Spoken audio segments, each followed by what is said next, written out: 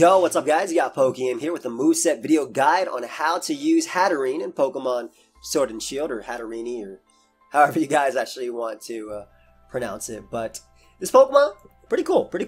It has the ability Magic Bounce as a hidden ability, so that's awesome for bouncing back hazards, stopping things like Taunt, and having a strong base 136 special attack stat, as well as a really nice base 103 special defense, and access to Trick Room with its very slow speed can make it a pretty threatening Trick Room sweeper. So, the first set we're going to be talking about is the Trick Room offensive set.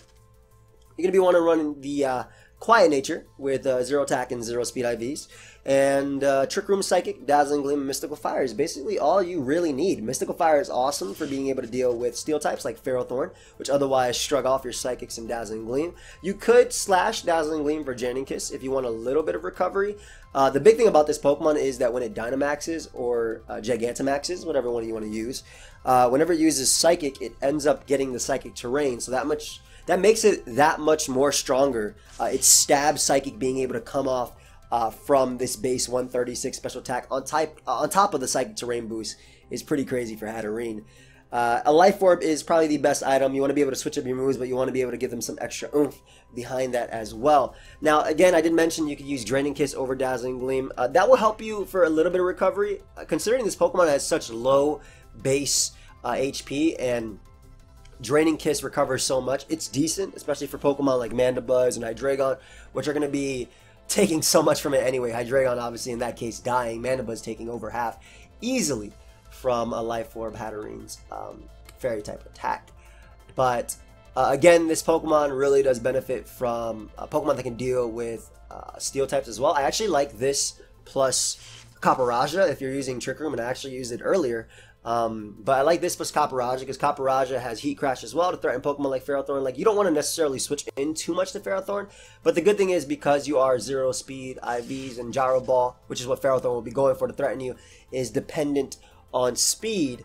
It is not going to do as much as it's not going to knock you out basically in one hit. So that's pretty good when it comes to Hatterene. I do actually think that when you're using this Pokemon, for the most part, you're probably going to be running to run like minus speed natures, unless you're specifically running speed for a specific Pokemon. So, yeah, just because you can switch in on Ferrothorn, bounce back the Stealth Rock, obviously bounce back and negate the Leech Seed from there, and threaten it with a Mystical Fire. So, when you're using Trick Room Hatterene, it can either be on a dedicated Trick Room team, or it can be its own single Trick Room sweeper on like an offensive build, just to give you some of your own speed control, and just being an offensive Pokemon from there. Being Fairy type obviously also gives it that immunity to Dragon type attacks, so that's pretty nice, and also resistant to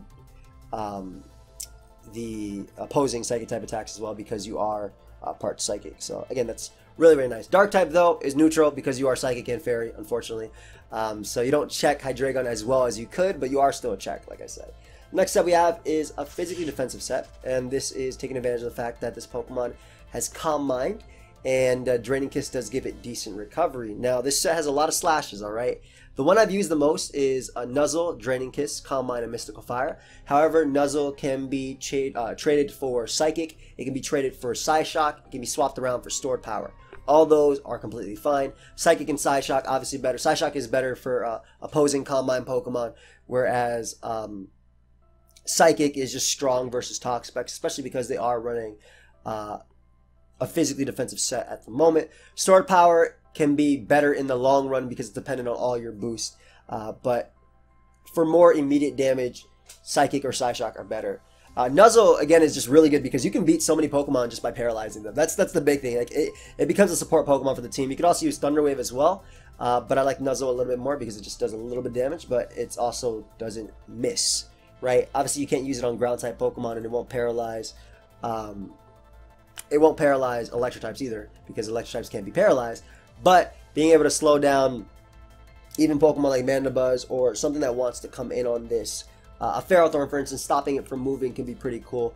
And another big thing is if you're running Relaxed Nature, which we are with 0 speed, Ferrothorn's Gyro Ball is doing nothing, and Power Whip only does around 20% to this Hatterene. So it's really nice. Leftovers for recovery. You can also run a Key Berry, and Key Berry is cool for raising your defense as well.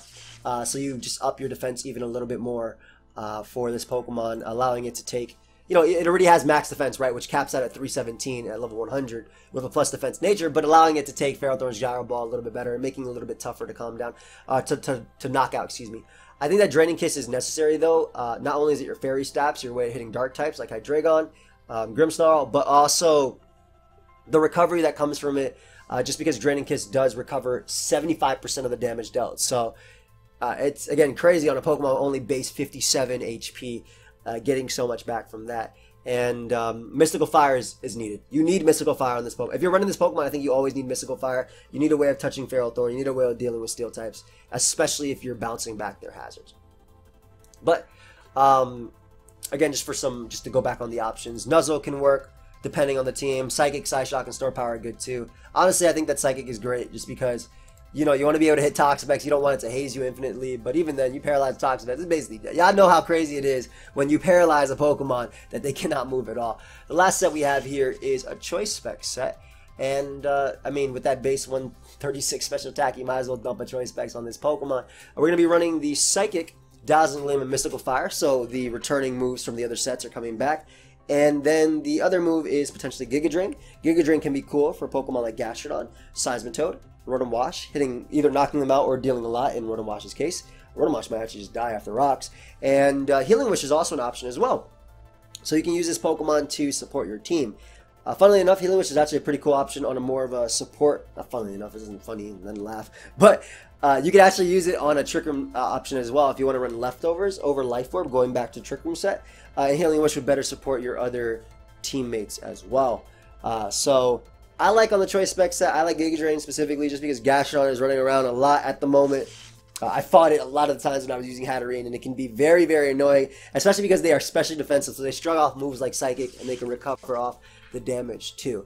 But enough speed on this set to outspeed min-speed Toxapex, which I think is necessary. Not only do you bounce back the Toxic and the Toxic Spikes, but you want to be able to outspeed it and knock it out with that Psychic in one hit. The rest is just put in HP for overall bulk. You could run more speed on this thing. You could run more speed, even max if you want, for like min-speed Corviknight. But that's a lot, man. That requires a timid nature as well, if I'm not mistaken. So not always necessary, and I think that's really dependent on the metagame itself. In terms of teammates, again, I already mentioned Caparajah plus Hatterene. Not only does Caparajah have Heat Crash and can switch into Steel-type attacks and things like that, but also having Power Up if you're not running Giga Drain can be really cool for a Gastrodon to be able to deal with that.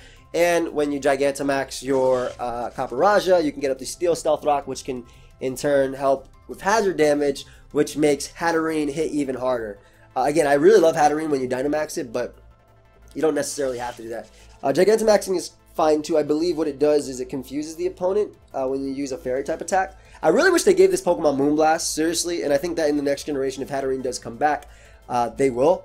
But because Dazzling Gleam is just weak, man. Moonblast is it's not even that weak, right? It's 80 beast power, but Moonblast is just so much stronger, and this one will hit so much harder with that as well. But yeah, Caparajah is a cool one. Other Trick Room options, Mimikyu, Hazard Support is pretty cool. I've seen Hatterene plus Manabuzz.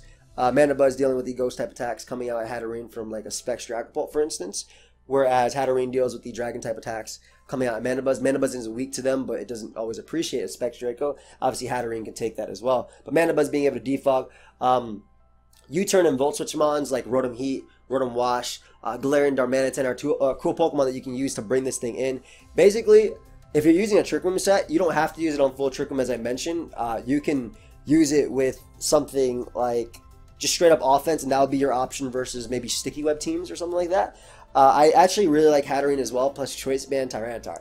That's a really cool combo because Band Tyranitar no speed hits so hard right now, and there are very few Dark Resists that can take a Stone Edge from Tyranitar, right? Like Manabuzz is a great Dark Resist running around right now, but it does not take a banded Stone Edge from T-Tar.